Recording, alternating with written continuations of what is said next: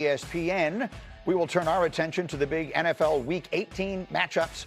We've got some critical games coming up, but we've got Adam Schefter here to get us ready with everything that we need to know. Schefty, let's run the hurry up here, and let's start with the last game of the season, the Ravens and the Steelers. What do we know about the status of Lamar Jackson?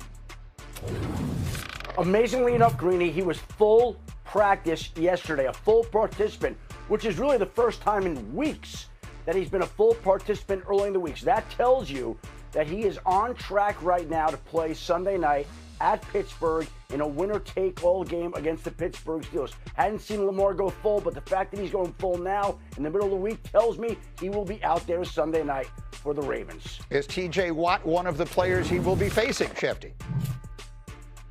That still is up in the air. He's been a limited participant in practice. I know Mike Tomlin said this week he's optimistic that T.J. Watt will be out there, but he didn't do a whole lot in practice yesterday. So I still think this is one of those things that the Steelers are feeling out. They're hopeful, they're optimistic, but they don't know quite yet that he'll be able to bounce back from that partially collapsed lung to play Sunday night. And then, of course, one of the many huge storylines, the possibility that this will be the last to be on the table. Okay, so let's hear it. Let's hear what Aaron Rodgers said yesterday again. Schefty is alluding to it, but let's let you hear it directly from him about his future Sunday night and beyond. I'm thinking about this week, but obviously I'm 42 years old and I'm on a one-year deal, so you know what the situation is. Whenever the season ends, I'll be a free agent, so that'll give me a lot of options.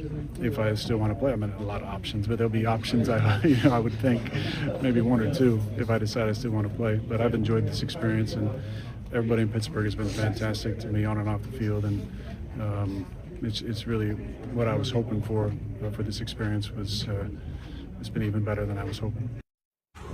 All right, there are a million storylines in this game. I mean, there's so many things that are going on, both on the field, the absence of DK Metcalf, the possibility that it's Rodgers' last game. What does it all mean for Mike Tomlin? On the other side, Lamar Jackson coming back. Will they give the ball to Derrick Henry? How about John Harbaugh's future and all the rest of it? Let's just quickly touch on what Rodgers just said.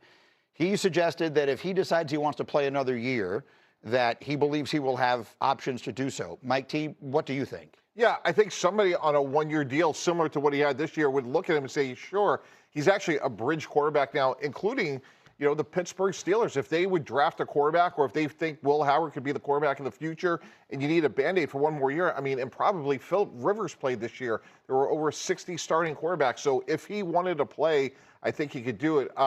But obviously, you know, we're a long ways away from that decision. Right, and certainly at least one game away from that decision, and it's a game that will be played without DK Metcalf, and I've been waiting all week long. Just pause for a second, Greg. Go.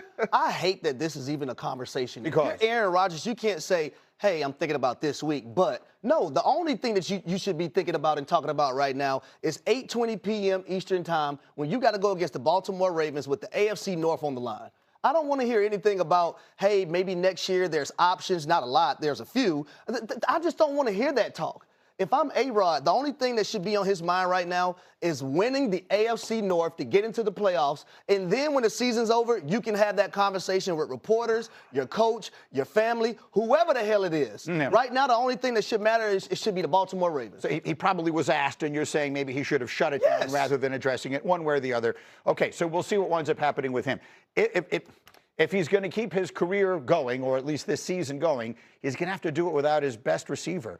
And I've been waiting all week to have you in here because I've had a bunch of people, and none of them were wide receivers, saying to me, if that's DK Metcalf instead of Marquez Valdez-Scantling that he's throwing to last week, the Steelers win that game and we're not having this conversation. Yeah, I agree with you 100%, and that's why I'm also picking the Baltimore Ravens to win this matchup. You have Aaron Rodgers without DK Metcalf, without Darnell Washington that he loves, but then also potentially without T.J. Watt on the defensive side. And then you have Lamar Jackson that's trending towards playing. Oh, by the way, Derrick Henry, who is third in the league right now in rushing, and in the last 3 games, 444 rush yards and 6 touchdowns. Yeah, give me the Baltimore Ravens. So, Schefty, let me then come to you on one of the other big storylines, and that is the 2 legendary and long-tenured coaches in this game. Next week, we're going to see a whole lot of coaches get fired. You'll be busy, Schefty, with us Sunday night and Monday and everything else with all those, which is just an unfortunate reality of this business. Neither Mike Tomlin or John Harbaugh fall in that category. They're not going to just walk into the office and say, you're fired.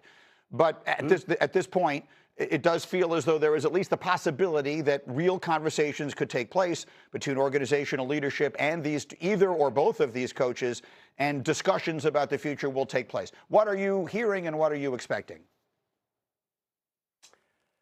Well, I think obviously the first step is the game Sunday night, and I think that will have a long way towards determining what happens in each particular case. Look, with Mike Tomlin, he's not going to talk about that right now. John Harbaugh is not going to talk about that right now, but we can talk about it right now. We've heard fan bases in both cities be disgruntled with both coaches. Now, again, these are two legendary coaches. If they didn't want to coach in their respective cities, they would be unemployed for all of 90 seconds before they would get a job somewhere else. Mike Tomlin, if he wanted, could have the television option.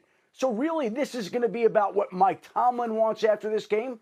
And I think this is going to be about what John Harbaugh wants after this game. And this game is going to go a long way towards determining what each man wants. But the conversations with one organization are going to start a whole lot sooner than the one that wins on Sunday night. The one that loses will be in the office on Monday, and those conversations could happen shortly thereafter. And I can tell you the conversations that I'm having on the streets of this city here in New York, Mike Tannenbaum. I have Giant fans walking up to me left and right saying, are we going to get Tomlin? Are we going to get Tomlin? What do you think of that, Mike Tannenbaum? Absolutely. If Mike Tomlin was a free agent, he'd be the first pick. And if I was the Giants, I would go to see him. I would try to recruit him. And if I'm Mike Tomlin, I'm thinking about Andy Reid. Could the New York Giants be his Kansas City? Could the next half of his career be as good as the first half? Yeah. Could Jackson Dart be his Patrick Mahomes, or would it be Jackson Dart? Or is it possible the Giants could go a different direction at quarterback? Oh, the many possibilities are things that we will address will be the more meaningful test of that. Yeah, no doubt. It's still a small body or sample size, right? 3 games possibly, because those 2 you mentioned last year, you kind of throw those out because the seeding was all wonky. But I go back to this. If you offered every single coach, do you want the time off or do you want to just play back-to-back? They're all taking the time off. So to me, it's more of an excuse that you didn't prep the way that you should have. You didn't bring the physicality and the game-like experience in practice, scrimmages, good on good, the way you should have. Yes, there's always going to be a little rust. Maybe the first 2 drives. But after that, a football game's a football game. You bring physicality, you're ready or you're not, and that comes down to coaching. I think every coach would still take the time off, even with the record, but I think it's more of an excuse right now when you look back, oh, we were rusty. Well, then you didn't prepare them the right way. Well, I want to also add this. I'm not going to ignore the fact that in the Big Ten championship game, we've seen an Ohio State football team get dominated just like we've seen last night as well, too. That was the blueprint, right? Can you be physical? Can you have those pass rushers? Can your defense really make plays? That's exactly what Miami did. And then we've seen a quarterback in Carson Beck, who is a veteran quarterback. We've seen a quarterback in Fernando Mendoza, who's a veteran quarterback, who was able to make plays versus Ohio State as well. So I'm not going to ignore those factors. And I agree with Jordan. When you have this long time off, and Mike T, I do disagree with you. They have a Arvell Reese. They have a McDonald. They have a McKinley Jackson. You can go good on good if you're at Ohio State because you have these 5-star guys that you can put up against your offensive line. You have to do these things. You have to live scrimmage. Otherwise, guys aren't going to be ready from a physical standpoint when you go against an opponent like Miami. All right, so we'll see how that all turns out today. Today, I think, will be an interesting test case. And I've said it before, I'll say it again. This is year 2. After 100 and something years of this sport being a certain way, now all of a sudden we have this extended playoff. It's going to take a little time to evolve into what is the perfect system. So I think if we can identify some things that need to be addressed along the way, I think we're helping. We're not just sitting here complaining. That said, Mike T, let's talk about your area of expertise. 2 things that come out of last night's game I'm interested in.